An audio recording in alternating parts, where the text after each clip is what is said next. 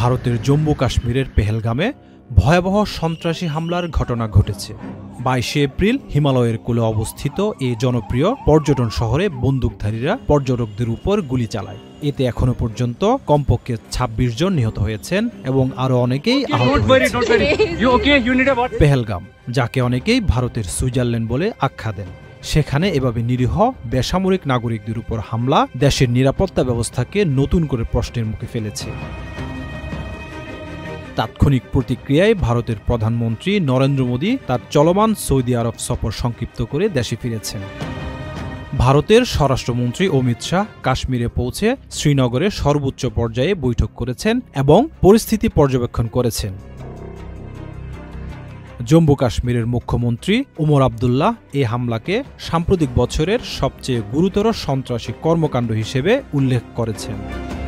তিনি বলেছেন, আমার বিশ্বাস হচ্ছে না আমাদের নিরীহ পর্যটকদের উপর এমন কাপুরুষোচিত হামলা চালানো হয়েছে। হামলাকারীরা পশুর চেয়েও নিচু স্তরের, অমানবিক। তিনি আক্রান্তদের পরিবারের প্রতি গভীর সমবেদনা প্রকাশ করেন। এদিকে পাকিস্তানের প্রতিরক্ষা মন্ত্রী খজা আসিফ দাবি করেছেন এই হামলার সঙ্গে তাদের কোনো যোগ নেই। তিনি আরও বলেন, পাকিস্তান কখনো সন্ত্রাসবাদকে প্রশ্রয় দেয় না। ভারতের অভ্যন্তরেই নাগাল্যান্ড, মণিপুর, কাশ্মীর এবং ছত্তিশগড়ের মতো রাজ্যগুলোকে সরকারের বিরুদ্ধে বিক্ষোভ চলছে। এই হামলা তাদেরই কাজ। ঘটনার পরপরই ভারতীয় সেনাবাহিনী ও জম্মু কাশ্মীরের পুলিশ পেহেলগামে ব্যাপক তল্লাশি অভিযান শুরু করেছে। হামলাকারীদের খুঁজে বের করতে সর্বোচ্চ সতর্কতা ও নিরাপত্তা ব্যবস্থা গ্রহণ করা হয়েছে। এ হামলা কাশ্মীরকে আরও অশান্ত করে তুলতে পারে বলে মনে করছেন বিশ্লেষকরা।